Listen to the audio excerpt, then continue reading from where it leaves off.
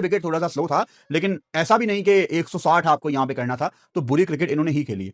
इफ्ती को जितने अच्छे तरीके से मिसबाउल हक और बाबर आजम यूटिलाइज कर रहे हैं, मिसबाउल हक इनके कोच हैं, और मिसबा का इंटरव्यू में बार बार रेफरेंस देता हूं कि मिसबा ने मेंशन किया था कि इफ्ती को बहुत ज्यादा तजर्बा है यहाँ पे क्रिकेट खेलने का 1975 से, इफ्ती को बहुत ज्यादा तजर्बा है। तो इफ्ती 3 ओवर उन्होंने पावर प्ले के अंदर कराए, फिर 7वां ओवर वो करने आए, और जिस तरह से इफ्ती नए बॉल के साथ आपको most of the time wicket लेते नजर आ रहे हैं, विकेट टू विकेट बॉल कर रहे हैं, मतलब I was not ready for Ifti. मुझे लगा था कि यू नो इफ्ती एक आधे मैच में कभी कर लेगा ठीक बॉलिंग, लेकिन वो हर मैच में ही अच्छी बॉलिंग कर रहा है। आज इन्होंने मोहम्मद बासित को इंक्लूड किया था।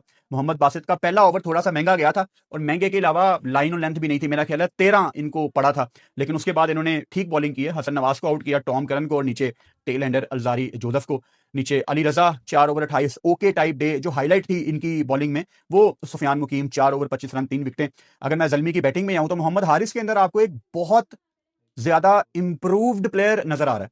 आज भी मोहम्मद हारिस को डीप मिड विकेट और लॉन्ग ऑन रख के अबरार पीछे बॉल कर रहा था कि ये पिछली टांग पे आके गलती करे, लेकिन हारिस गलतियों से सीख के अब आपको अप्लाई करता हुआ नजर आ रहा है। पिछली गेम में भी मैंने इसका जिक्र किया था कि गलतियां नहीं दोहराई, और आज वाली गेम में भी Haris was ahead of Abrar, वो नहीं रेडी था गलती करने के लिए। और बाबर आजम भी, अगर 3 बॉलें अलजारी जोसेफ ने डॉट निकलवाई हैं हारिस को, तो बाबर की ये चीज मुझे बड़ी पसंद आई है कि बाबर आगे गया, उसने हारिस से बात की कि रिलैक्स हो जाओ, स्ट्राइक रोटेट कर लो। हारिस ने सिंगल ले ली।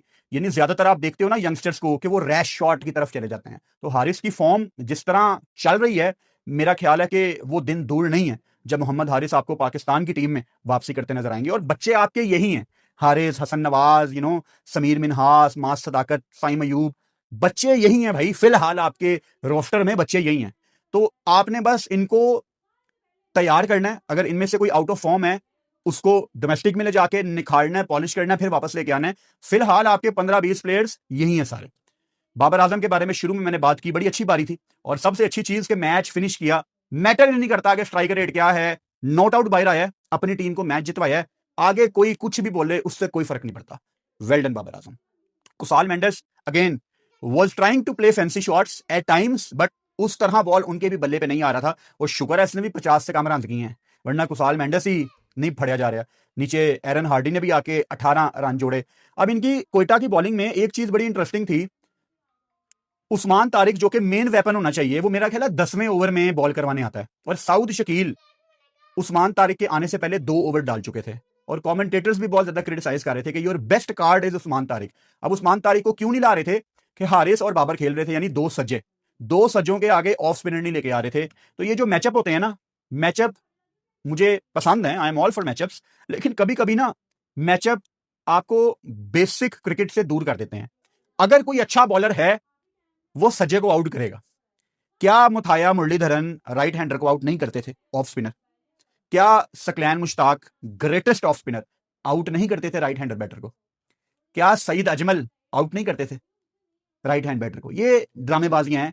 कभी कभी ठीक है मैचअप समझ आ जाते हैं, लेकिन बचा के रखना उस्मान तारिक को, तो फिर मतलब क्या इंपैक्ट होगा उसका कि आप उसको बचा के रख रहे हो। अच्छा, वो अलग बात है कि साउथ ने फिर दूसरे ओवर में एक विकेट ले ली। अब कोई जस्टिफाई करे कि बाद में साउथ ने आउट कर दिया हारिस को, वो बाउंड्री भी कैच हुआ था, उसमें कोई ऐसा स्किल शामिल नहीं था साउथ का। लेकिन मैं पहले की बात कर रहा हूं कि आपका प्लान होना चाहिए कि 155 का टारगेट है, you should go with your best available option, और इनकी बेस्ट अवेलेबल ऑप्शन अबरार और तारिक ही हैं। जिस टीम के पास अबरार और तारिक हैं, वो टेबल पे आपको कहीं पे नजर ही नहीं आ रही, मतलब 5वें नंबर पे हैं कोयटा ग्लैडिएटर्स, समझ से बाहर है।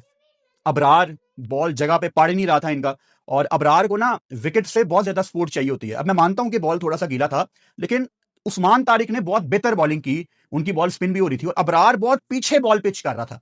अच्छा, अबरार ना कभी कभी मुझे स्पिनर्स का शहीनशाह अफरीदी लगता है।